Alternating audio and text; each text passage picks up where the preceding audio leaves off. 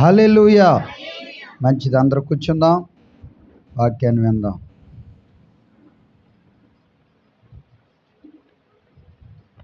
Hallelujah. Praise the lord. Hallelujah. మంచిది. ప్రభునందు ప్రియ దేవుని సంగమా, ప్రియులరా, వాక్యాన్ని చదువుకుందామండి. ఆదికాండము 22వ అధ్యాయము. ఆదికాండము 22వ అధ్యాయము 2వ వాక్యాన్ని చదువుదామండి. నీకు ఒక్కడై ఉన్న నీ కుమారుని అనగా నీవు ప్రేమించు ఇస్సాకును తీసుకుని మొరియా దేశమునకు వెళ్ళి అక్కడ నేను నీతో చెప్పబోవు పర్వతములలో ఒకదాని మీద దహన బలిగా అతనిని సమర్పించమని. దేవునికి స్తోత్రం.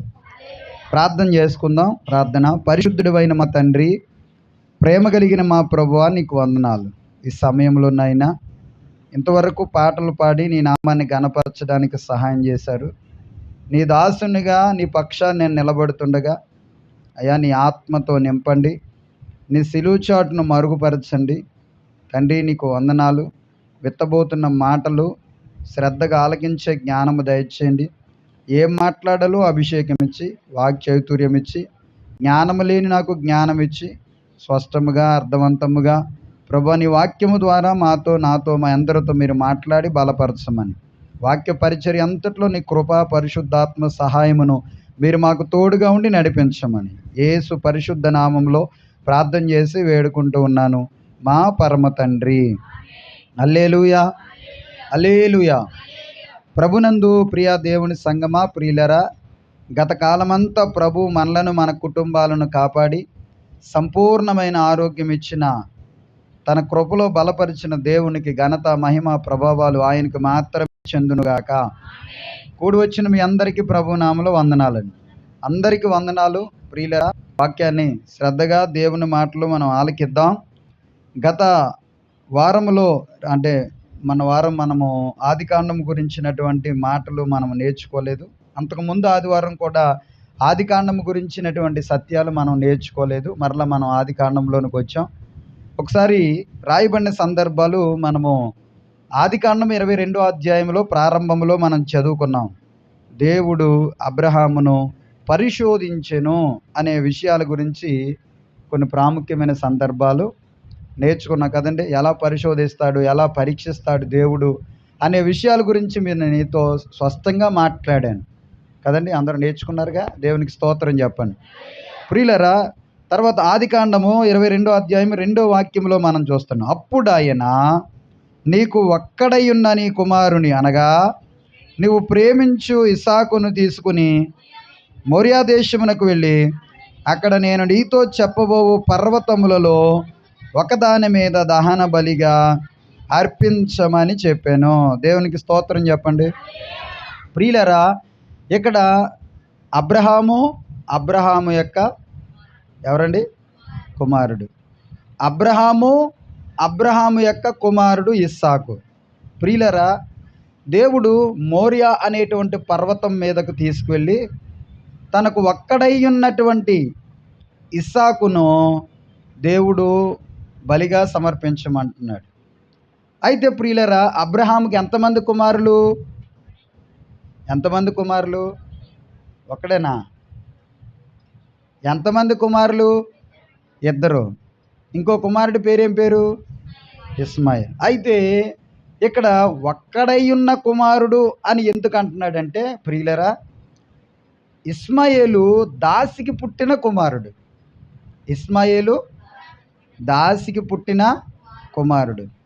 ఇస్సాకు ప్రియులరా, దేవుని వాగ్దానము చేత సారాకు పుట్టినటువంటి ఒక్కడైన కుమారుడు. ఇస్సాకులో ప్రియులరా దేవుని నిబంధన, దేవుని ప్రణాళిక నెరవేర్చబడవలసినదై ఉన్నది ఇస్సాకులో. ఇప్పుడు ఇస్సాకును దేవుడు బలిగా అర్పించమంటున్నాడంటే దేవుడు నరబలిని కోరేవాడా, మనుషులను బలిగా ఇమ్మనేవాడా? దేవుడు మనుషులను దహన బలిగా అర్పించమని ప్రభు అడిగాడు అంటే మనుషులను బలివ్వడం దేవునికి ఇష్టమా, అది అంగీకారమా, అది ప్రీతికరమా అని మనం ఆలోచన చేస్తే ప్రియులరా, దేవుడు ఎంత మాత్రము నరులను బలివ్వడము ఆయనకి ఇష్టం లేదు, దాన్ని అంగీకరించడు అసలే. దేవునికి స్తోత్రం చెప్పండి ప్రియులరా. లేవి కాండము 18వ అధ్యాయము 21వ వాక్యాన్ని చదివితే అక్కడ కొన్ని ప్రాముఖ్యమైన సందర్భాలు కనపడతాయి. లేవి కాండము 18వ అధ్యాయము 21వ వాక్యం, నీవు ఏ మాత్రము నీ సంతానమును మెలెకు అనేటువంటి దేవత నిమిత్తము అగ్నిగుండమును దాటనీయకూడదు, నీ దేవుని నామమును అపవిత్రపరచకూడదు. దేవునికి స్తోత్రం చెప్పండి ప్రియులరా. ఇప్పుడు రాయబడిన సందర్భాలు చూస్తే దేవుడు లేవీయులు అంటే దేవుని చేత ఏర్పాటు చేసుకున్నటువంటి లేవీయులు ఆ లేవి అనేటువంటి అతనిలో నుండి యాజకులు వచ్చారు. ఈ యాజకుల ద్వారా దేవుడు ప్రకటిస్తున్న మాట మోషే ద్వారా ఏమంటాడంటే, నీకు పుట్టినటువంటి నీ సంతానమును మోలేకు అనేటువంటి దేవత నిమిత్తము నువ్వేం చేయకూడదు, అగ్నిగుండము దాటించకూడదు. అగ్నిగుండం దాటించడం అంటే ఏంటంటే, మోలేకు అనేటువంటి దేవతకు మీరు బలివ్వకూడదు. ఏ దేవతకు, ఏ దేవునికి నరుని బలివ్వకూడదు. అది దేవునికి ఇష్టము కాదు, అది దేవునికి అంగీకారం ఎంత మాత్రము కానే కాదు. ప్రియులరా, ఆ మధ్యకాలంలో ఈ జంగారెడ్డిగూడు, ఈ బుట్టాయిగూడు ఆ ప్రాంతంలో ఒక తల్లి తన కన్న కూతురిని బలిచ్చేసిందండి. మీరు చదివే ఉంటారు, యూట్యూబ్ ఛానల్ వాటిలో చూసే ఉంటారు.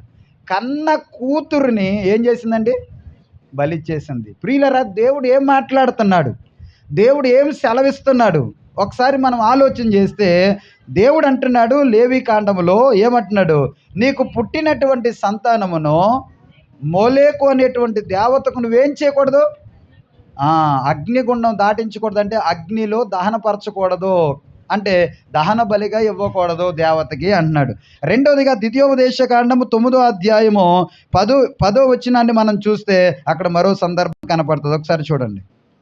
ద్వితీయోపదేశ కాండము 9వ అధ్యాయము 10వ వాక్యం.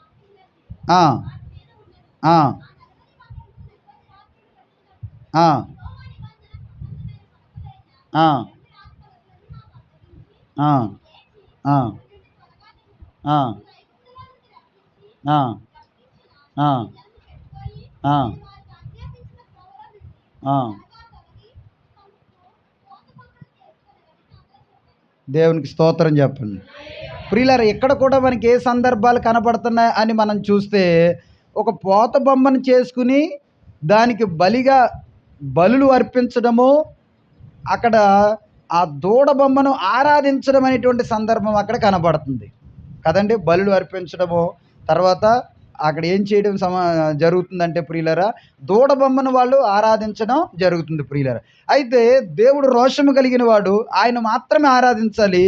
బలి అనేది సమర్పిస్తే ఆయనకు మాత్రమే బలి సమర్పించాలి. ఆ బలిలో ప్రియులరా నరబలి అనేది ఆయన అంగీకరించేవాడు ఎంత మాత్రము కానే కాదు. 2వ రాజుల గ్రంథము 17వ అధ్యాయం 17వ వాక్యం చూద్దామండి ఒకసారి, రాయబడిన సందర్భం. 2వ రాజుల గ్రంథము 17వ అధ్యాయము 17వ వాక్యము.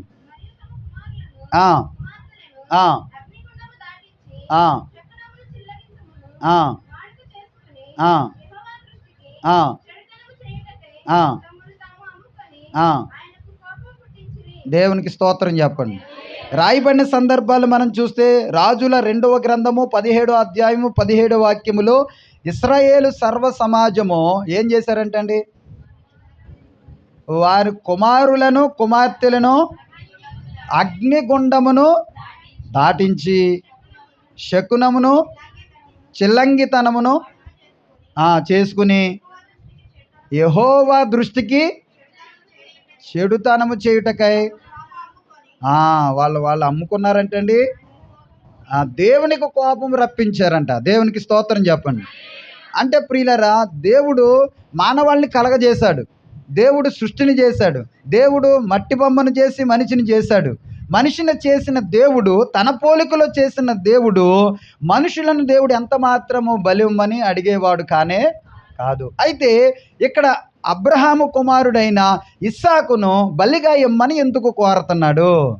మనం ఆలోచన చేస్తే అబ్రహామును దేవుడు పరిశోధిస్తున్నాడు. గతంలో మనం నేర్చుకున్నాం. అబ్రహామును దేవుడు ఏం చేస్తున్నాడు?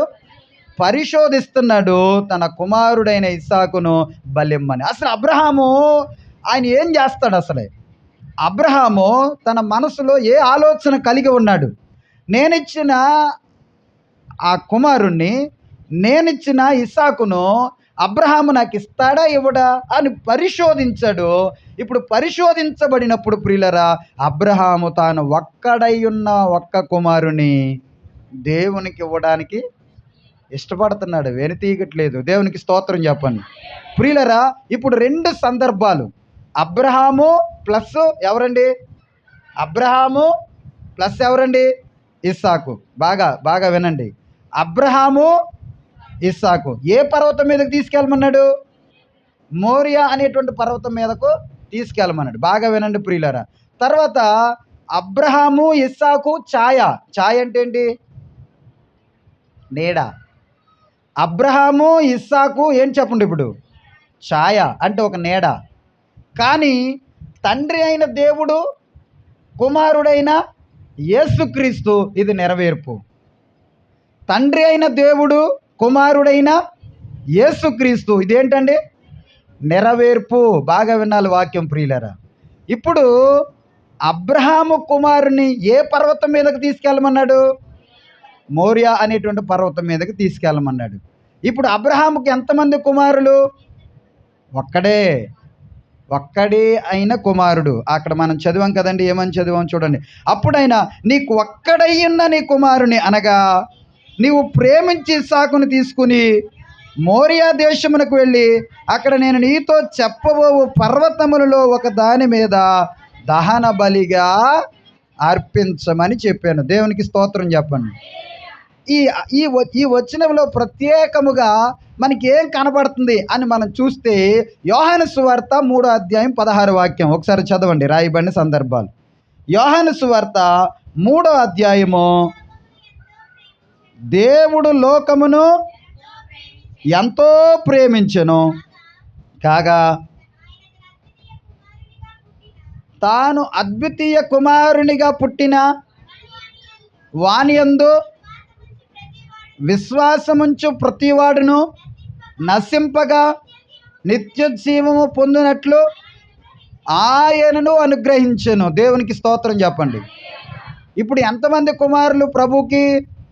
తండ్రి అయిన దేవునికి ఎంతమంది కుమారులు? చెప్పండి బిగ్గరగా. ఒక్కడేగా. దేవునికి స్తోత్రం చెప్పండి. రాయబడిన సందర్భాలు మనం ఆలోచన చేస్తే, రాయబడిన సందర్భాలు మనం పరిశీలన చేస్తే, అబ్రహాం అన్నాడు, నీ ఒక్కడైనా నీ కుమారుని మోరియా అనే పర్వతం మీదకు తీసుకువెళ్ళి నేను చూపించే పర్వతం మీద నువ్వేం చేయాలి? దహన బలిగా అర్పించాలి. ఇప్పుడు అబ్రహాము కుమారుని తీసుకెళ్ళిన తర్వాత మోరియా అనేటువంటి పర్వతం దగ్గరకు పడ్డదంటండి. మోరియా అనే పర్వతం దగ్గరకు వచ్చిందంటండి. ఈ మోరియా అనేటువంటి పర్వతం దగ్గరకు వచ్చిన తర్వాత అబ్రహాము కుమారులతో పాటు ఎవరున్నారు? పనివారు ఉన్నారు. అబ్రహాము కుమారుడు, అబ్రహాము కుమారునితో పాటు ఎవరున్నారు? పనివారు ఉన్నారు. దేవునికి స్తోత్రం చెప్పండి. అబ్రహాము ఉన్నాడు, అబ్రహాము కుమారుడు ఉన్నాడు, అబ్రహాముతో పాటు వచ్చిన ఎవరున్నారు? పనివారు ఉన్నారు. ఇప్పుడు మోరియా అనేటువంటి పర్వతం దగ్గరకు వచ్చే సమయానికి ఇప్పుడు అబ్రహాం ఏమంటున్నాడంటే, మీరు ఇక్కడ ఆగిపోండి అంటున్నాడు. అక్కడ ఆగిపోమని ఇప్పుడు అక్కడి వరకు ఎవరు మోసుకొచ్చారు? కట్టెల మోపు ఎవరు మోసుకొచ్చారు కదండి? ఇప్పుడు ఆ కట్టెల మోపు తీసుకుని ఎవరి మీద పెట్టాడు చెప్పండి? ఇస్సాకు మీద పెట్టాడు, ఇస్సాకు నెత్తి మీద పెట్టాడు, ఇస్సాకు భుజాల మీద పెట్టాడు. ఏంటండి? చూడండి, ఇప్పుడు అబ్రహాము కుమారుణ్ణి దేవుడు బలిమ్మన్నాడు మోరియా పర్వతం మీద. ఆ మోరియా అనేటువంటి పర్వతం మీద బలివ్వడానికి అబ్రహాము తీసుకుని వెళ్ళిపోతున్నాడు. పర్వతం దగ్గరకు వచ్చే సమయానికి కూడా వచ్చేవారు అందరినీ ఆఫ్ చేశాడు. ఇస్సాకుని వెంట పెట్టుకున్నాడు. మోసుకొచ్చిన కట్టెల మోపు ఇస్సాకు భుజాల మీద పెడుతున్నాడు. ఇప్పుడు చూడండి, అబ్రహాముకి ఎంతమంది కుమారులు? ఒక్కడే. ఇప్పుడు మనం ఆరాధిస్తున్న గనుడైన దేవుడు, దేవుని కుమారుడు, తండ్రి అయిన దేవునికి ఎంతమంది కుమారులు? ఒక్కడే. బాగా మనసు పెట్టి ఆలోచన చేయండి, అర్థమవుతుంది. ఇప్పుడు అబ్రహాము ఒక్క కుమారుడైన ఎవరండి? ఇస్సాకుని తీసుకువెళ్తున్నాడు. ఎక్కడికి? మోరియా అనేటువంటి పర్వతం మీదకి. ప్రియులరా, పర్వతం దగ్గరకు వచ్చే సమయానికి పనివారిని ఆఫ్ చేశాడు. ఆ కట్టెల మోపు ఎవరి మీద పెట్టాడు? చూడండి ప్రియులారా, యోహాను సువార్త 19వ అధ్యాయము 17వ వాక్యం చూద్దామండి ఒకసారి. యోహాను సువార్త 19వ అధ్యాయము 17వ వాక్యం.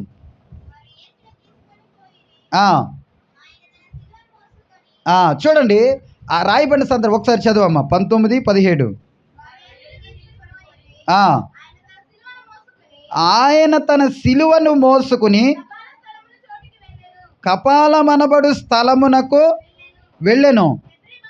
హెబ్రీ భాషలో దానికి గోల్గొత్తా అని పేరు. దేవునికి స్తోత్రం చెప్పండి. వారు యేసుని తీసుకుని పోయిరి. ఆయన తన సిలువను మోసుకుని కపాలమను స్థలమునకు వెళ్ళాను. ఇప్పుడు కట్టెలు ఎవరు మోస్తున్నారు? చెప్పండి గట్టిగా. కట్టెలు ఎవరు మోస్తున్నారు? Very good. ఇప్పుడు సిలువను ఎవరు మోస్తున్నారు?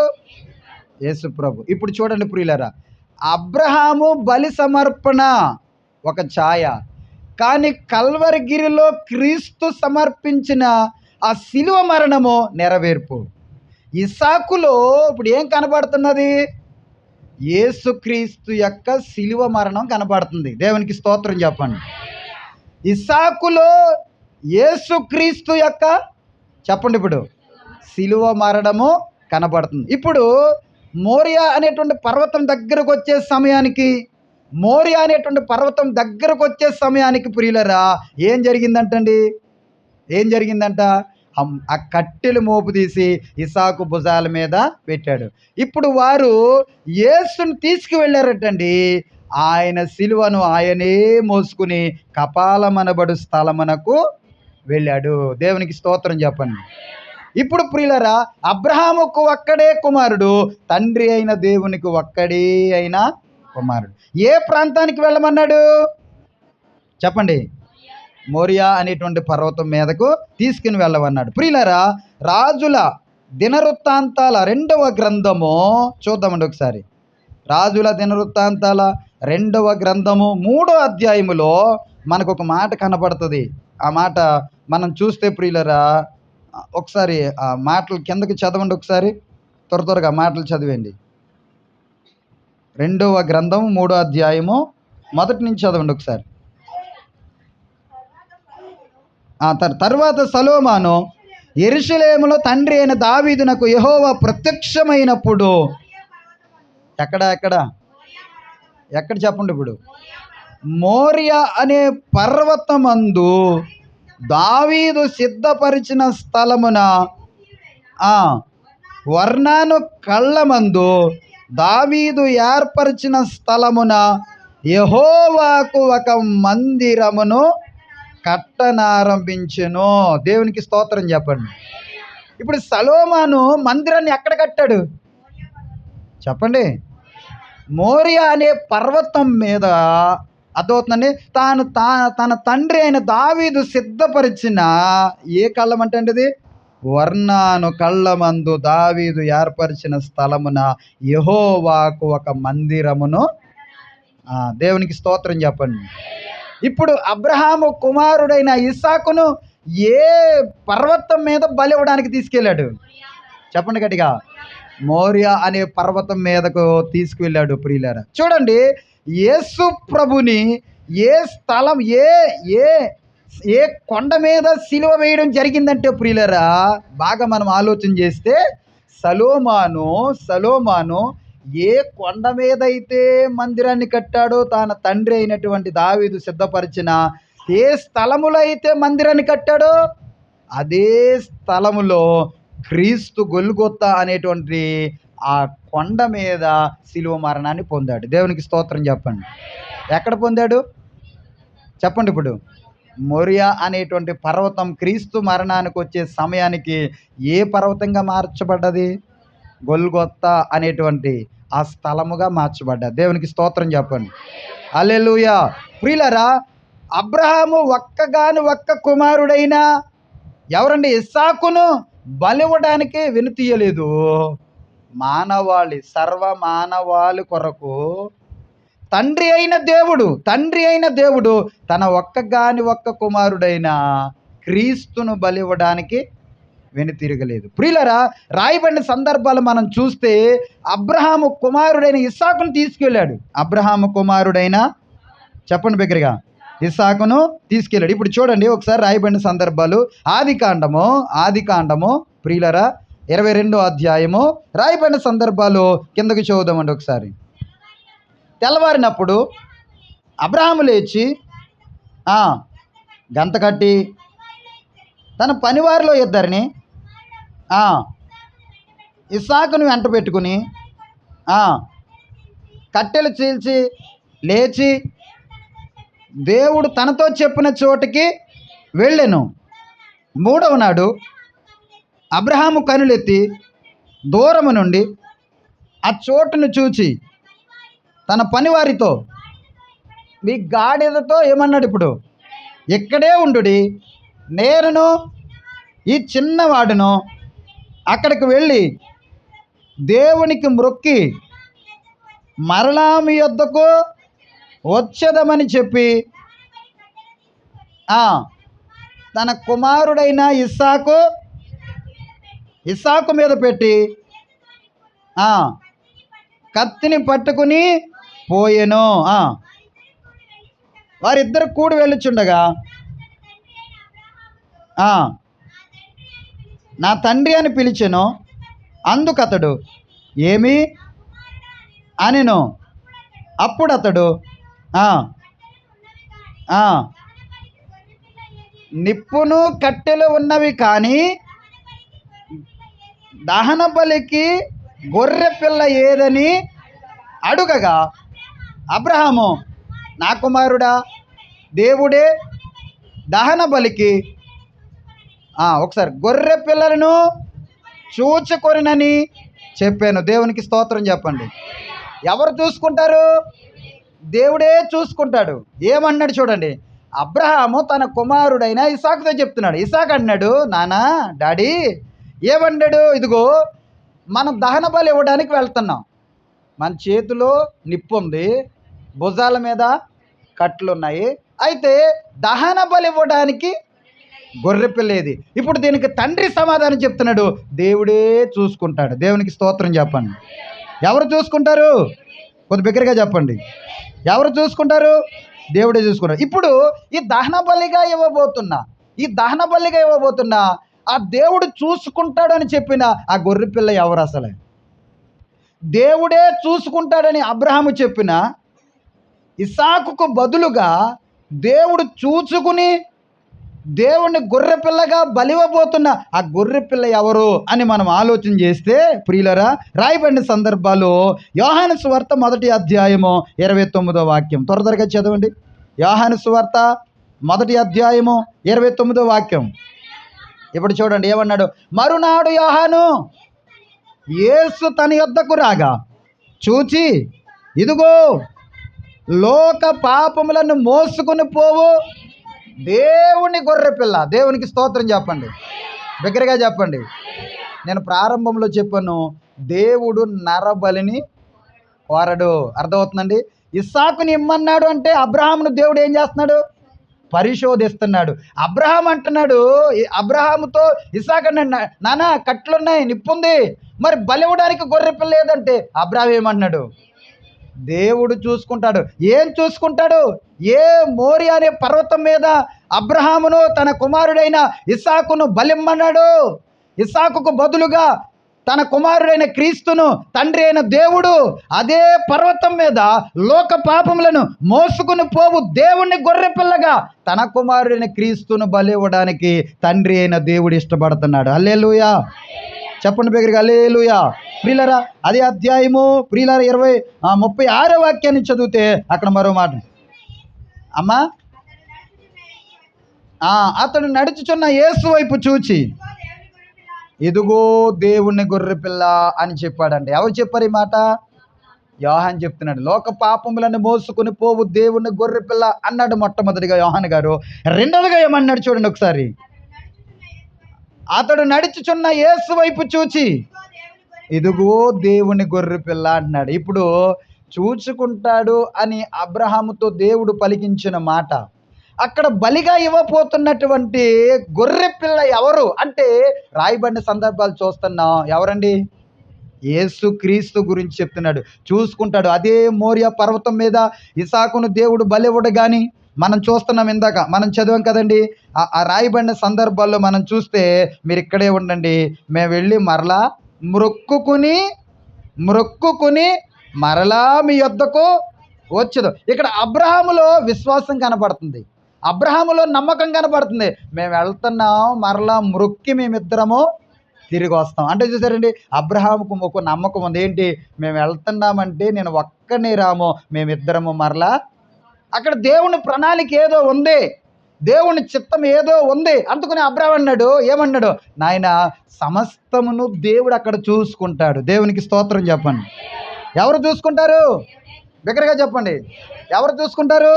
దేవుడే చూసుకుంటాడు. దేవునికి స్తోత్రం చెప్పండి. హల్లెలూయా. ప్రియులారా అపోస్తుల కార్యాలు ఒకసారి చూద్దామండి. అపోస్తుల కార్యాలు 8వ అధ్యాయము 32 నుంచి 35వ వచనం వరకు చూద్దామండి. కొద్ది సరిగ్గా చదవండి. అతడు లేఖనమందు చదువుతున్న భాగమేదనగా అతడు గొర్రెవలే వదకు తేబడిను, బొచ్చు కత్తిరించు అని ఎదుట గొర్రె పిల్ల ఎలాగో మౌనంగా ఉండును అలాగే ఆయన నోరు తెరవకుండెను. ఆయన దీనత్వమును బట్టి ఆయనకు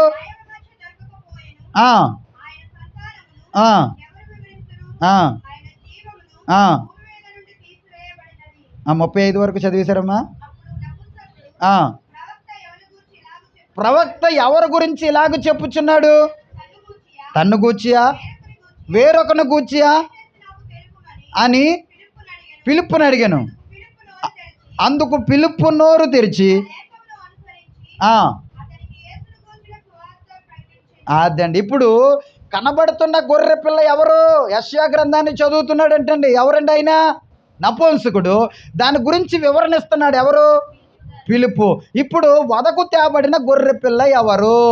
వదకు తేబడిన గొర్రె పిల్ల ఎవరు? బొచ్చు కత్తిరించబడినప్పుడు మౌనంగా ఉన్నది ఎవరు?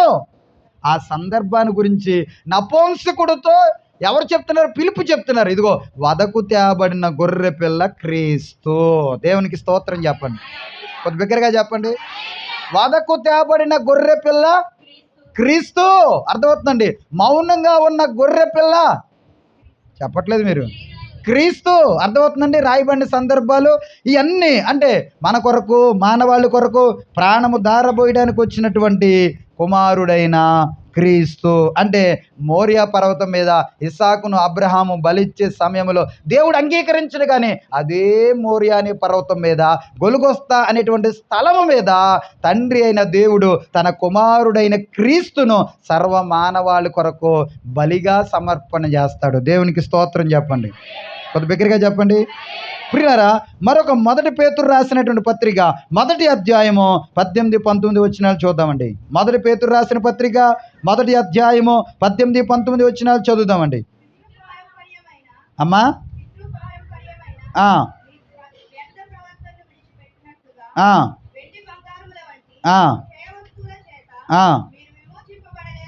కానీ ఆ రాయబడిన అమూల్యమైన రక్తము చేత అనగా నిర్దోషమును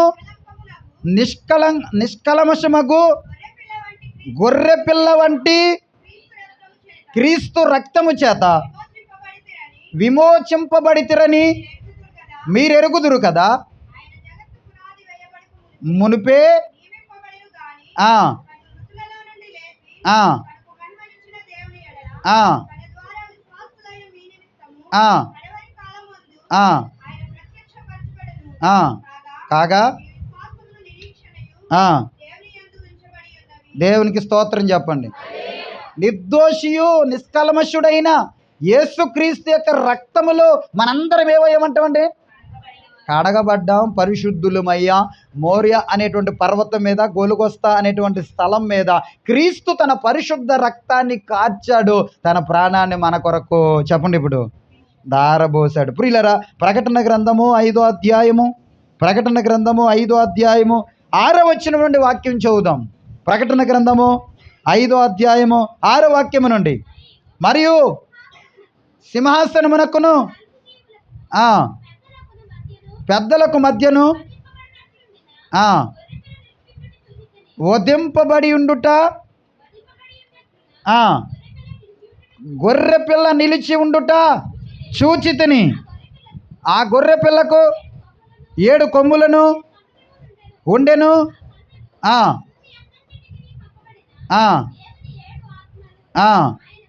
ఆయన వచ్చి సింహాసనమందు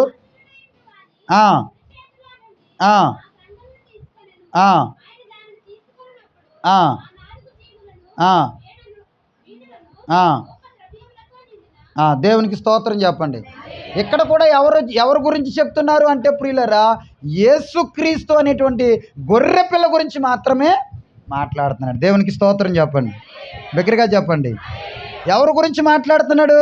యేసుక్రీస్తు అనేటువంటి ఆ పరిశుద్ధుని అయినటువంటి గొర్రెపిల్ల గురించే మాట్లాడుతున్నాడు. ప్రియులరా, అబ్రహాము తన కుమారుడైన క్రీస్తుని తీసుకువెళ్ళి మోరియా అనేటువంటి పర్వతం మీద ఏం చేయమన్నాడు చెప్పండి? ఇప్పుడు బలెమ్మన్నాడు. అబ్రహాము ఒక్కడైన కుమారుడు ఇస్సాకును తీసుకుని వెంట పెట్టుకుని వెళ్ళిపోతున్నాడు.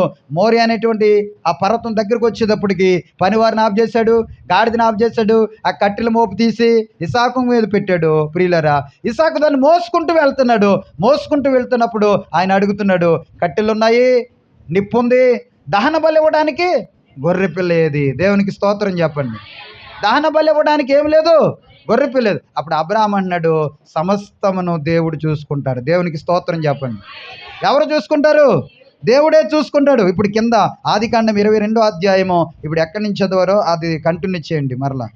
అలాగూ వారిద్దరు కూడి వెళ్ళి దేవుడు అతనితో చెప్పిన చోటికి వచ్చినప్పుడు అబ్రహాము అక్కడ బలిపీఠమును కట్టెలను చక్కగా పేర్చి తన కుమారుడిని ఇస్సాకును బంధించి ఆ పీఠము పైనున్న కట్టెల మీద ఉంచెను. దేవునికి స్తోత్రం చెప్పండి. హల్లెలూయా. ఎక్కడ ఉంచాడంటండి? చూడండి, కట్టెలన్నీ పేర్చాడంట. దహన బలిగా బలిపీఠాన్ని కట్టాడంట. కట్టంటండి కాళ్ళు చేతులు కట్టి ఇస్సాకునంటండి పీఠం మీద పెట్టాడంట. దహన బలిగా సమర్పించబోయేటువంటి ఆ దహన బలిగా కట్టబడినటువంటి బలిపీఠం మీద అతను బంధించి కట్టి ఆ కట్టెల మీద పెట్టాడంటండి. ఇప్పుడు చూడండి తర్వాత మాట, 10వ వచనం. అప్పుడు అబ్రహాము తన కుమారుని వధించుటకు తన చెయ్యి చాపి కత్తి పట్టుకొనగా యెహోవా దూత పరలోకము నుండి అబ్రహాము, అబ్రహామా అని అతన్ని పిలిచెను. అందుకు అతడు చిత్తము ప్రభువా అనెను. దేవునికి స్తోత్రం చెప్పండి. రాయబడిన సందర్భాలు చూడండి. అప్పుడు ఆయన ఆ చిన్నవాని మీద చెయ్యి వేయకము, అతనిని ఏమీ చేయకము, నీకు ఒక్కడైన నీ కుమారుని నాకు ఇవ్వడానికి వెనుతీయలేదు గనుక నీవు దేవునికి భయపడేవాడవనియో ఇందువలన నాకు కనబడుచున్నది అని చెప్పాడంట. దేవునికి స్తోత్రం చెప్పండి, దగ్గరగా చెప్పాలి. ఏమన్నాడు? అబ్రహాము, ఆ చిన్నవాడి మీద చెయ్యొద్దు, నీ ఒక్కడైన నీ కుమారుని నాకు ఇవ్వడానికి నువ్వు ఏమాత్రమో వెనుతీయలేదు. దేవునికి స్తోత్రం చెప్పండి. హల్లెలూయా. అబ్రహాము తన ఒక్క కుమారుడైన ఇస్సాకును దేవునికి ఇవ్వడానికి ఏమాత్రం వెనుతీయలేదు. తండ్రి అయిన దేవుడు కుమారుడైన క్రీస్తును మనకు ఇవ్వడానికి ఆయన ఏమాత్రం వెనుతీయలేదండి. ఏమాత్రము వెనుతీయలేదంటండి. తన ఒక్క కుమారుడైన క్రీస్తును మన కొరకు దారబోసాడు. దేవునికి స్తోత్రం చెప్పండి. సర్వమానవాళ్ళు పాపములో ఉంటూ ఉండగా, పాపములో జీవిస్తూ ఉండగా, పాపములో కొట్టుమిట్టాడుతూ ఉండగా, పాపములోనే నడుస్తూ ఉండగా, ప్రియులరా, యెషయా గ్రంథము 53వ అధ్యాయములో మనం చూస్తే అద్భుతమైన సందర్భాలు అక్కడ రాయబడి ఉంటాయి. ఒకసారి చూద్దామండి రాయబడిన సందర్భాలు. యెషయా గ్రంథము 53వ అధ్యాయము, ప్రియులరా, రాయబడిన సందర్భాలు మనం చూస్తే కొన్ని సందర్భాలు అక్కడ రాయబడినటువంటి మాటలు మనకు కనపడతాయి. దేవునికి స్తోత్రం చెప్పండి. హల్లెలూయా, హల్లెలూయా, హల్లెలూయా. చూడండి రాయబడిన సందర్భాలు 5వ వచనం నుంచి చదువుదామండి. మన అతిక్రమలను బట్టి అతడు గాయపరచబడెను, మన దోషములను బట్టి అతడు నలగగొట్టబడెను. దేవునికి స్తోత్రం చెప్పండి. ప్రియులరా, ఇప్పుడు తండ్రి అయిన దేవుడు తన కుమారుడైన క్రీస్తుని గురించి ఈ యెషయా గ్రంథం 53వ అధ్యాయంలో రాయబడిన సందర్భాలు మనం చూస్తే మన అతిక్రమములను బట్టి, ఎవరి అతిక్రమాలను బట్టి చెప్పండి గట్టిగా, మన అతిక్రమములను బట్టి, మన అతిక్రమములను బట్టి, మన పాపములను బట్టి అతడు గాయపరచబడెను. దేవునికి స్తోత్రం చెప్పండి. ఎవరు గాయపరచబడ్డారు? తండ్రి అయిన దేవుడు కుమారుడైన క్రీస్తును చెయ్యి విడిచాడంటండి. మన అతిక్రమాల కొరకు ఆయన గాయపరచబడ్డాడంట. చూడండి తర్వాత, మన దోషములను బట్టి నలగగొట్టబడ్డాడు. ప్రియులరా, మనం రాయబడిన సందర్భాలు కీర్తనల గ్రంథం 22వ అధ్యాయాన్ని మనం చూస్తే ఆయన శిలువ మరణము గురించినటువంటి కొన్ని విషయాలు అక్కడ మనకు కనపడతాయి. దేవునికి స్తోత్రం చెప్పండి. కొద్ది బిగ్గరగా చెప్పండి. హల్లెలూయా, హల్లెలూయా. చూడండి కీర్తనల గ్రంథము 22వ అధ్యాయము, ప్రియులరా, కొన్ని మాటలు అది చదువుతుంటే అక్కడ రాయబడిన మాటలు మనకు కనపడతాయి. చూడండి ఒకసారి. నా దేవా, నా దేవా, నన్ను ఎలా విడనాడితివి, ఉన్నావు నా దేవా,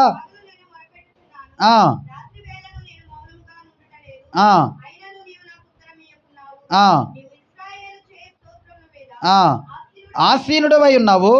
మా పితరులు నీ యందు నమ్మిక ఉంచిరి, వారిని యందు నమ్మిక ఉంచగా నీవు వారిని రక్షించితివి.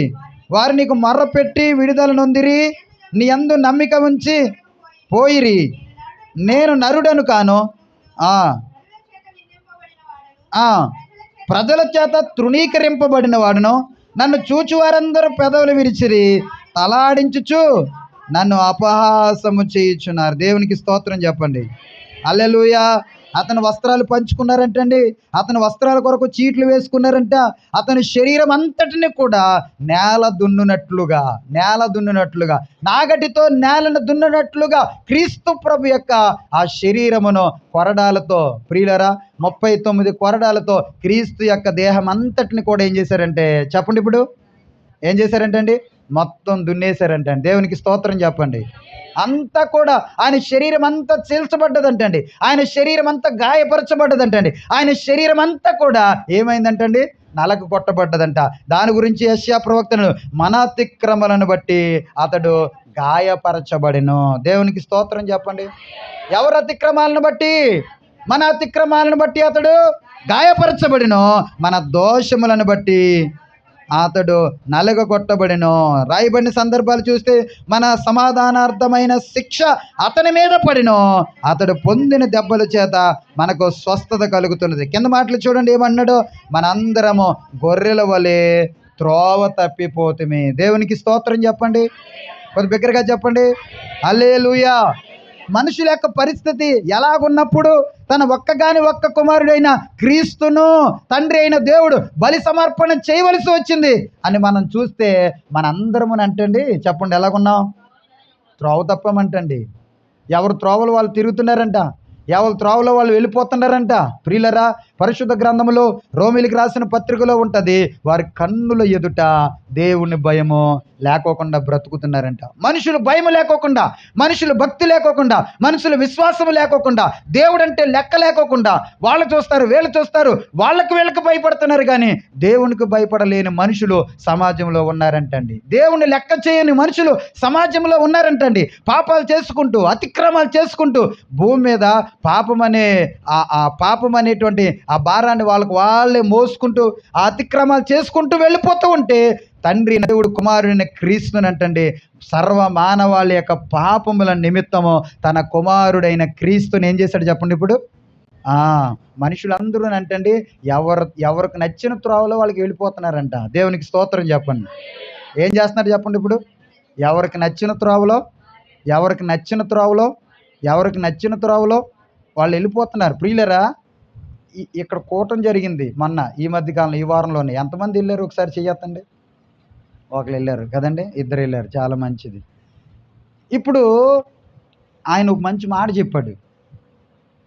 ఏ మాట తెలుసండి? ఇద్దరు భార్య భర్తలు పెళ్ళి అయిన తర్వాత వాళ్ళిద్దరికి ఒక రూమ్ తీసుకుని వాళ్ళిద్దరు కొంచెం స్వేచ్ఛగా ఉంటారు, హ్యాపీగా ఉంటారని ఒక రూమ్లో పెట్టారంటండి వాళ్ళిద్దరిని.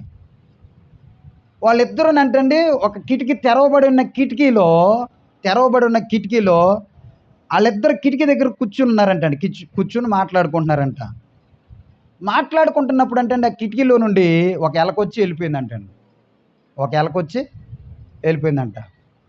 ఇప్పుడు భార్య అన్నదంట, ఏమండి ఎలకొచ్చి వెళ్ళిపోయింది చూసారా అన్నదంటండి.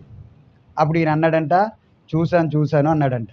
అని ఈయన అన్నాడంట, అది కుడి పక్క నుంచి వచ్చి ఎడం ప్రక్క నుంచి వెళ్ళింది అన్నాడంట. ఎవరు చెప్పండి? భర్త. అప్పుడు భార్య అన్నదంట, కుడి ప్రక్క నుంచి వచ్చి ఎడం ప్రక్క నుంచి వెళ్ళడం కాదు, ఎడం ప్రక్క నుంచి వచ్చి చెప్పండి కుడి ప్రక్క నుంచి వచ్చింది. ఇప్పుడు భర్త అన్నంట, లేదు కుడి పక్క నుంచి వచ్చి లేదు ఇప్పుడు ఎలాగొచ్చింది? భార్య ఏమో ఎడం ప్రక్క నుంచి కుడి ప్రక్క నుంచి వెళ్ళింది అంటుంది. భర్త ఏమో ఇప్పుడు వీళ్ళిద్దరూ గొడవ పెట్టేసుకున్నారంటండి. ఇక గొడవ రేగిపోతుందంటండి. గొడవ ఎక్కువైపోతుందంట. ఈ గొడవ ఎక్కువైపోతామంటే కోపం వచ్చేసి భార్య ఒక్కటి వేసిందంటండి. ఎక్కడ? భూమి మీద ఒకటి వేసిందంట. దేవునికి స్తోత్రం చెప్పండి, కొంచెం బిగ్గరగా చెప్పండి హల్లెలూయా. ఇప్పుడు ఈడికి మండి ఈడు ఒకటి వేసాడంట. ఎవరికి? భర్తకు మండి ఆయన ఒకటి వేసాడంట. అర్థమవుతుందండి? ఇక రూము లేదు, ఏమీ లేదు. ఇద్దరు ఏం చేశారంట? వెళ్ళిపోయారంటండి. వెళ్ళిపోయిన తర్వాత ఎవరికి వాళ్ళు ఇద్దరు ఇడిపోయారంటండి. వాళ్ళిద్దరూ ఇడిపోయారంట. అబ్బా నీకు నాకు కుదరదు అంటే ఈడేమో కుడి పక్క నుంచి వచ్చి ఎడం పక్క వెళ్ళిందంటది, ఆమెమో ఎడం పక్క నుంచి వచ్చి కుడి పక్క నుంచి. వీళ్ళిద్దరు డిస్కషన్, ఎవరో రాజీ పడట్లేదు. ఇడిపోయారంటండి. ఇంచుమించు వాళ్ళు ఇడిపోయి 60 సంవత్సరాలు అయిపోయిందంటండి. ఎన్ని సంవత్సరాలు? ఈ పెళ్లి చేసినటువంటి ఆయన, పెళ్లి కుదిర్చినటువంటి ఆయన ఎక్కడికో వేరే దేశం వెళ్ళి వచ్చాడంటండి. వేరే దేశం వెళ్ళి వచ్చిన తర్వాత వీళ్ళు ఎలాగున్నారని చెప్పేసి పలకరించడానికి వెళ్తే ఈయనేమో ఒక్కడగా ఉన్నాడు ఏంటండి, ఆమె ఒక్కడగా ఉందండి. ఆయన దగ్గరికి వెళ్ళి అడిగితే ఏంటంటే ఎప్పుడో విడిపోయాము, పెళ్ళి అయిన తర్వాత వెంటనే విడిపోయామన్నారంట. ఓరి బాబు, ఇంతకాలం విడిపోయి ఒక్కడగా ఎలాగున్నారు అని చెప్పేసి ఈయన అన్నారంట. ఏదో రకంగా మిమ్మల్ని కలుపుతాను, మీ ఇద్దరు ఒకటవుతారా అంటే ఆయన అన్నాడంట, కలిపితే మేమిద్దరం ఏమవుతాం చెప్పండి గట్టిగా, ఒకటవుతాం అన్నారంటండి. సరే, ఈయనకి చెప్పినట్లుగా ఈయనకి చెప్పాడంటండి. ఆమె దగ్గరికి వెళ్ళి ఆమెకి చెప్పినట్లుగా ఆమెకి చెప్పాడంట. ఇప్పుడు వీళ్ళిద్దరిని తీసుకొచ్చారంట. ఏం చేశాడంటే, నేను మీ ఇద్దరికి మధ్యవర్తిగా ఉంటాను. మీ ఇద్దరికి ఎలా ఉంటాను? మధ్యవర్తిగా ఉంటాను. ఇదిగో ఆయన అలాగొస్తాడు, నువ్వు ఇలాగరా, ఇద్దరు ఒక దగ్గరికి వచ్చేటప్పటికి ఇద్దరు కలిసిపోండి అని చెప్పేసి ఈయన చెప్పాడంటండి.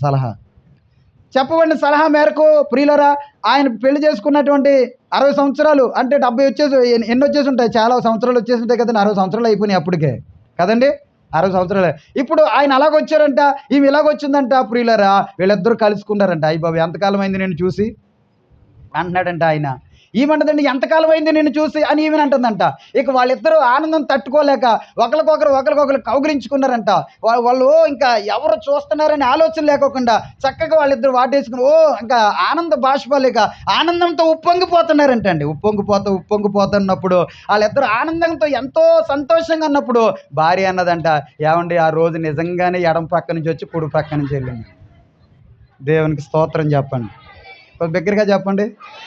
ఇప్పుడు ఈయన లేదు అది కుడి ప్రక్క నుంచి వచ్చి, ఇక నువ్వు మారవా అని చెప్పేసి మరలా స్టార్ట్ అయిపోయిందండి వాళ్ళిద్దరి మధ్యలో.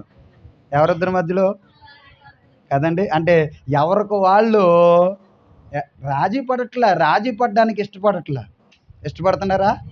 ఎవరికి వాళ్ళు నేను ఎక్కువ అంటే నేను గొప్ప అంటే నేను గొప్ప. ఇలాంటి పరిస్థితులతో సమాజం కొనసాగించబడుతుండగా మధ్యవర్తిగా గొర్రెపిల్లగా తండ్రి అయినటువంటి దేవుని ప్రణాళిక ప్రకారము కుమారుడైన క్రీస్తు భూమి మీదకి వచ్చాడు. దేవునికి స్తోత్రం చెప్పండి. అందుకనే రాయబడిన సందర్భాలు యెషయా గ్రంథం మనం చూస్తే మనందరమునంటండి ఎవరి త్రోవలో రాయబడిన సందర్భాలు చూడండి. మనందరము గొర్రెల వలె త్రోవ తప్పితిమి, మనలో ప్రతివాడు తనకిష్టమైన త్రోవను తొలగిపోయాను. దేవునికి స్తోత్రం చెప్పండి. ఇష్టమైన త్రోవను తొలగిపోయాను.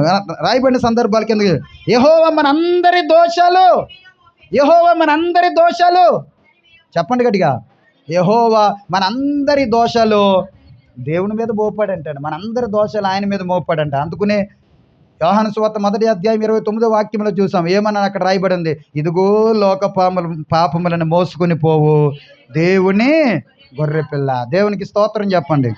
మనందరి దోషములను అతని మీద మోపెను, అతడు దౌర్జన్యము నొందెను, బాధింపబడినను నోరు తెరవలేదు. వదకు తేబడు గొర్రె పిల్లయు బొచ్చు కత్తిరించు వాని ఎదుట గొర్రెయు మౌనముగా ఉండినట్లు అతడు నోరు తెరవలేదు. అన్యాయపు తీర్పు పొందినవాడై అతడు కొనుపోబడిను.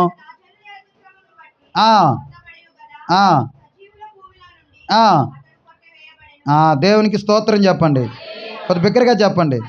హల్లెలూయా, హల్లెలూయా. చూడండి ప్రియులారా, అతడు నా జనుల అతిక్రమములను బట్టి మొత్తబడెను. ఏమయ్యాడు చెప్పండి. ఇప్పుడు జనుల అతిక్రమములను బట్టి అతడు ఏమయ్యాడంటండి? మ్రొత్తబడ్డాడు. ప్రియులరా, నా ప్రియ దేవుని సంగమా, ప్రభునందు ప్రియులరా, ప్రభు పేరట మీకు తెలియజేస్తున్నాను. అబ్రహాము తన ఒక్క కుమారుడైన ఇస్సాకును మోరియా అనేటువంటి పర్వతం మీదకి తీసుకెళ్ళాడు. ఆ మోరియా అనే పర్వతం మీదకి తీసుకెళ్ళినప్పుడు ఆ మోరియా పర్వతం మీద కాళ్ళు చేతులు కట్టాడు. కట్టెలు దహన బలిగా పేర్చాడు. తన కుమారుడైన ఇస్సాకును ఆ కట్టెల మీద పేర్చాడు. తన చేతిలో ఉన్న ఖడ్గాన్ని పట్టుకుని కుమారుని బలి ఇవ్వడానికి అబ్రహాము ఇష్టపడుతున్నాడు. ఆ సమయంలో దేవుని దూత వచ్చింది, అబ్రహాము నీ ఒక్క కుమారుడైన ఇస్సాకును నాకు ఇవ్వడానికి నువ్వు ఏ మాత్రము వెనుతీయలేదు. అయితే అదిగో ఏంటండి, ఆ కొమ్మల్లో చిక్కుకున్నటువంటి, ఆ పొదలో చిక్కుకున్నటువంటి ఒక పొట్టేలు ఉంది. దాన్ని తీసుకొచ్చి ఇదే బలిపీఠం మీద ఆ గొర్రెను దహన బలిగా, ప్రియులరా, అదే మోరియా పర్వతం మీద యేసు ప్రభు యొక్క శిలువ మరణం. ప్రియులరా, చూసారండి. రాయబడిన సందర్భాలు నేను మూడు విషయాలు మీకు చెప్పాను. అబ్రహామును దేవుడు పిలిచాడు. తన కుమారుడైన ఇస్సాకును మోరియా పర్వతం మీదకి తీసుకెళ్ళమన్నాడు. అక్కడ తన కుమారుడైన ఇస్సాకును దేవునికి బలిగా ఇమ్మన్నాడు. అబ్రహాము కుమారుని తీసుకున్నాడు, పనివారిని తీసుకున్నాడు, గాడిదని తీసుకున్నాడు. మోరియా పర్వతం దగ్గరికి వచ్చాడు. దగ్గరికి రాగానే అబ్రహాం అంటున్నాడు, మీరు అందరు ఇక్కడ ఆగిపోండి, మేము వెళ్ళి దేవునికి మొక్కొచ్చేస్తామన్నాడు. కట్టెలు తీసుకున్నాడు, భుజం మీద పెట్టాడు. ఇద్దరు కలిసి వెళ్ళిపోతున్న సమయంలో ఇస్సాకు అన్నాడు, గొర్రె పిల్ల ఏదా అన్నాడు. దేవుడు చూసుకుంటాడు. నిజంగానే అక్కడ దేవుడు అదే పర్వతం మీద తన కుమారుడైన క్రీస్తును మన అతిక్రమాల కొరకు సమర్పించేశాడు. దేవునికి స్తోత్రం చెప్పండి. లోకంలో ప్రియులరా, ఒక మనిషి పాపము కొరకు ప్రాణం పెట్టిన వాడంటే ఎవరు లేరండి. లోకములో ఒకరి అతిక్రమాల కొరకు ప్రాణం పోసినటువంటి వారు ఎవరూ లేరండి ప్రియులరా. మన కొరకు ప్రాణం పెట్టిన వాడంటూ ఉంటే, మన కొరకు నలగగొట్టబడిన వారు అంటూ ఉంటే, మన కొరకు రక్తము కాచిన వారు అంటూ ఉంటే ప్రియులరా, అది మనం ఆరాధిస్తున్న దేవుడు మాత్రమే. దేవునికి స్తోత్రం చెప్పండి. బిగ్గరగా చెప్పండి. ప్రియులరా, తన పోలికలో సృజించబడిన మనిషి, తన పోలికలో కలగజేయబడిన మనిషి అతిక్రమాలు చేసుకుంటూ దేవునికి దూరం అయిపోయి పరలోక రాజ్యానికి అర్హుడుగా కాకోకుండా నిత్య నరకాజ్ఞకు అతడు దగ్గరైపోతూ ఉండగా, నరకాన్ని తప్పించి పరలోక రాజ్యానికి చేర్చడానికి, నరకాన్ని తప్పించి ప్రియులరా, ఆయన తన తండ్రి అయిన దేవుడు ఏర్పాటు చేసిన పరలోకం అనేటువంటి పట్టణానికి తీసుకువెళ్ళిపోవడానికి ప్రియులరా, తన కుమారుడైన క్రీస్తును, ఒక్క కుమారుడైన క్రీస్తును మనందరి కొరకు ఆయన ఏం చేశాడంటే బలిగా సమర్పించాడు. దేవునికి స్తోత్రం చెప్పండి. రాత్రికాల సమయంలో పరిశుద్ధ గ్రంథములో నుండి చాలా విషయాలు ప్రియులరా మీకు నేర్పించాను. అతడంటండి ప్రియులరా, ఎప్పుడు సంతోషిస్తాడు, ఎలా సంతోషిస్తాడు, దేనిని బట్టి సంతోషిస్తాడు అనే విషయాలు రాత్రి నేను మీకు నేర్పించాను. ఏ విషయాలు అంటే లూకా సువార్త 15వ అధ్యాయంలో నేను మీకు నేర్పించాను ప్రియులరా. ఏమని నేర్పించాను? మారు మనసు అక్కరు లేని 99 నీతిమంతుల కలుగు విషయమై ఒక్క పాపి విషయమై పరలోకములో ఎక్కువ సంతోషము కలుగుతుంది. దేవునికి స్తోత్రం చెప్పండి. ఏ సంతోషం కలుగుతుంది చెప్పండి ఇప్పుడు?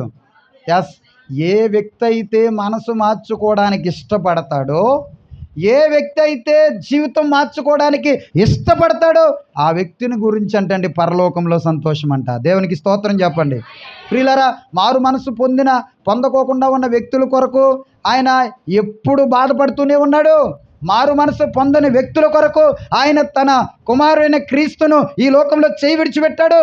ప్రభు అయిన క్రీస్తు ఆయన మరణాన్ని, మానవాళి యొక్క విమోచన కొరకు కుమారుని క్రీస్తు భూమి మీద మరణించడం జరిగింది. ప్రియులారా, నీ కొరకు నా కొరకే ఆయన మరణించాడు. నీ కొరకు నా కొరకే ఆయన కల్వరి గిరి మీద తన పరిశుద్ధమైన రక్తాన్ని కాచాడు. తండ్రి, వీరు ఏం చేస్తున్నారో వీళ్ళకు తెలియదు, వీరిని క్షమించమని కోరుతున్నాడు. ప్రియులారా, అదే లూకాసు వార్త 15వ అధ్యాయములో అట్లే ప్రియులారా రాయబడిన సందర్భాలు మనం చూస్తే అట్లే మారు మనసు పొందు ఒక పాపాత్ముని విషయమై పరలోకములో దేవుని దూతలు సంతోషిస్తారు. దేవునికి స్తోత్రం చెప్పండి.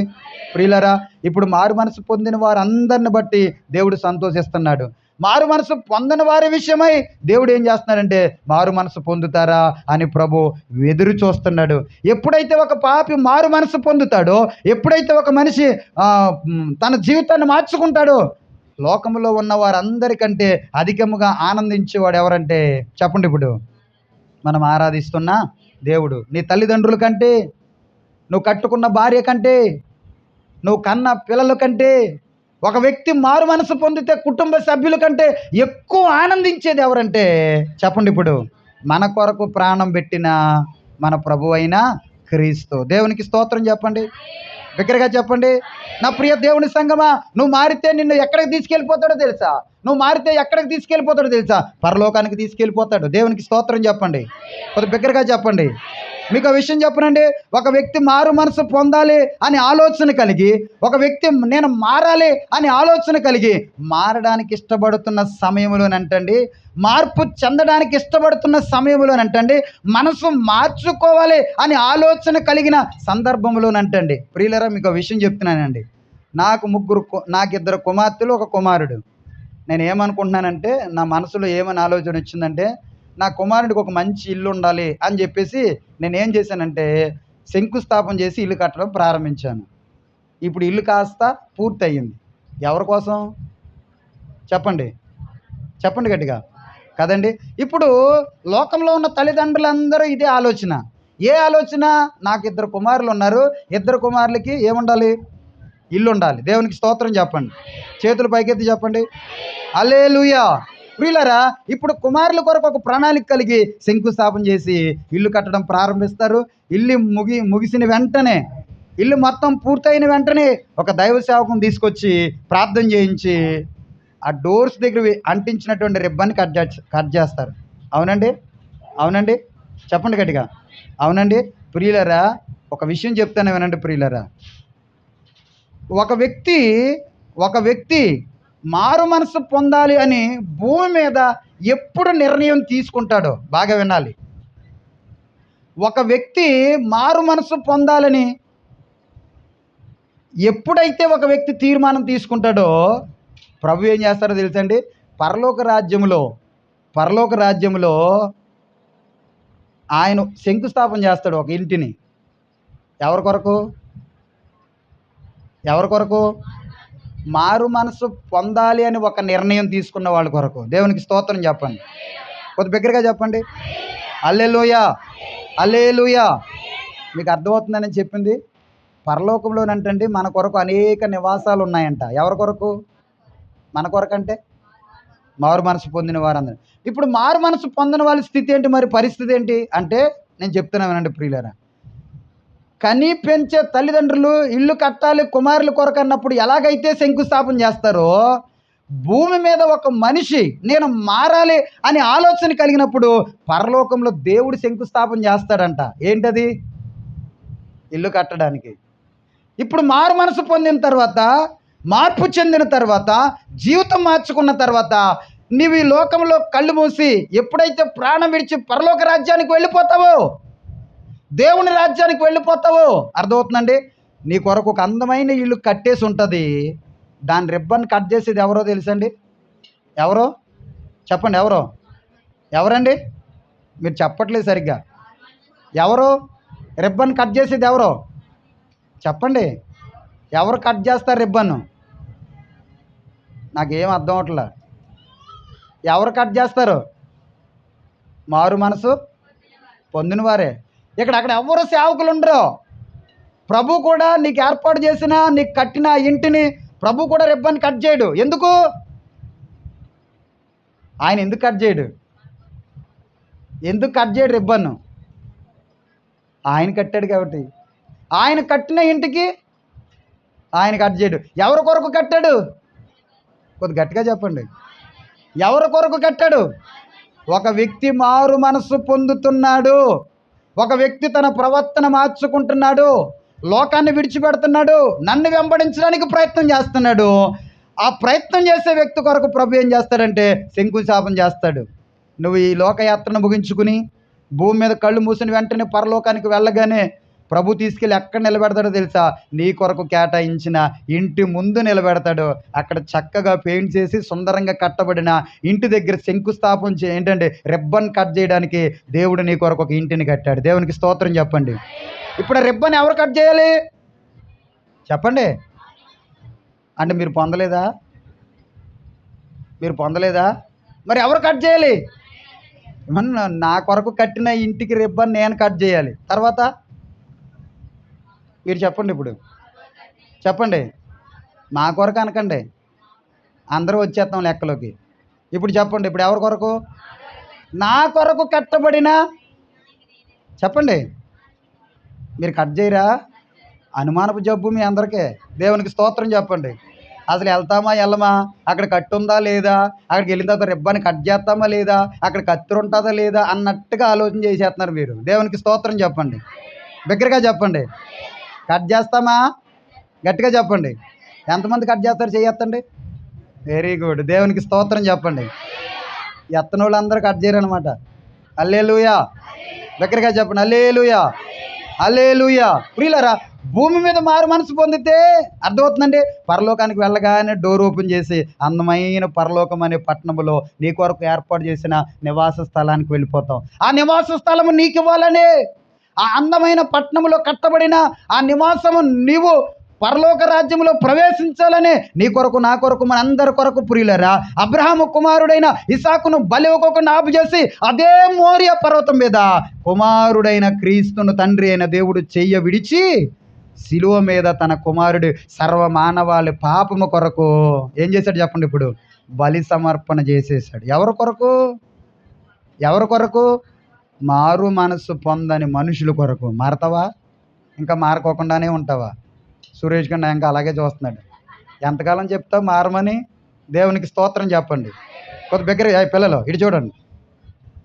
ఎంతకాలం చెప్తా మారు మనసు పొందమని? ప్రియులారా, మనిషి మారాలి. మారకపోతే మందిరానికి విలువ లేదు, మారకపోతే జీవితానికి విలువ లేదు, మారకపోతే సేవకునికి విలువ లేదు, మారకపోతే ఈ సమయానికి విలువ లేదు. నా ప్రియ దేవుని సంగమా, ప్రభు యొక్క ఆశ ఆలోచన గతమున దేవుడు పెక్కు విధములుగా ప్రవక్తల ద్వారా మాట్లాడాడు. ఎబ్రీయులకు రాయబడిన పత్రిక 1వ అధ్యాయం 1వ వచనంలో మనం చూస్తున్నాం. సమయం వచ్చినప్పుడు తన కుమారుడిని క్రీస్తుని భూమి మీదకు పంపించాడు. ఆయన కూడా మనందరితో మాట్లాడాడు. ఎందుకొరకు తెలుసా? ఒక మనిషి భూమి మీద మారు మనస్సు పొందాలని. సరి కూర్చో. ఒక మనిషి మారు మనసు పొందాలని, ఒక పాపి పశ్చాత్తాపడాలని, ఏ ఒక్కరు నరకానికి జారిపోకుండా ప్రతి వారిని ప్రభు చేయి పట్టుకుని పరలోకానికి తీసుకెళ్ళిపోవాలని. దేవునికి స్తోత్రం చెప్పండి. మరి ఎంతమంది ప్రభు చేయి పట్టుకోవడానికి ఇష్టపడుతున్నారు? దేవునికి స్తోత్రం చెప్పండి. బిగ్గరగా చెప్పండి. పట్టుకుందామా యేసయ్య చెయ్య? చెప్పండి. పట్టుకుందామా విడిచిపెట్టేద్దామా? బిగ్గరగా చెప్పండి. పట్టుకుందామా? ప్రభు చేయి పట్టుకుందాం, మారు మనసు పొందుదాం, పరలోక రాజ్యానికి వారసులుగా మార్చబడడానికి ఇష్టపడదాం. మన కొరకు తండ్రి అయిన దేవుడు తన కుమారుడైన క్రీస్తును బలిగా సమర్పించాడు. ఆయన దుష్టుల ప్రక్కన పాతిపెట్టబడ్డాడు. అపరాధముల చేత, పాపముల చేత మనం చచ్చిన వారమై ఉండగా కుమారుడైన క్రీస్తును మన కొరకు బలి సమర్పణ చేశాడు. ఆయన నీ కొరకు, నా కొరకు ఆయన బలి అయిపోయాడు.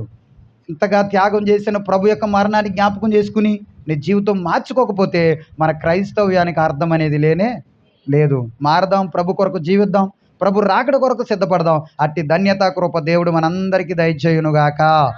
అందరు బిగ్గరగా చెప్పండి ఆమేనని. దేవునికి స్తోత్రం చెప్పండి. హల్లెలూయా, హల్లెలూయా. మంచిది, ప్రార్థన చేసుకుందాం. ప్రార్థన. పరిశుద్ధుడు అయిన మా తండ్రి, ప్రేమ కలిగిన మా ప్రభువా, నీకు వందనాలు. నువ్వెంతైనా నమ్మదగిన దేవుడు నాయన. వాగ్దానం చేసినవాడు నమ్మదగిన దేవుడు అని అయ్యా నీ యొక్క సేవకుడైన పౌలు గారి ద్వారా మీరు మాట్లాడుతూ ఉన్నారు. నిజమేనైనా నువ్వు నమ్మదగిన దేవుడు నాయన.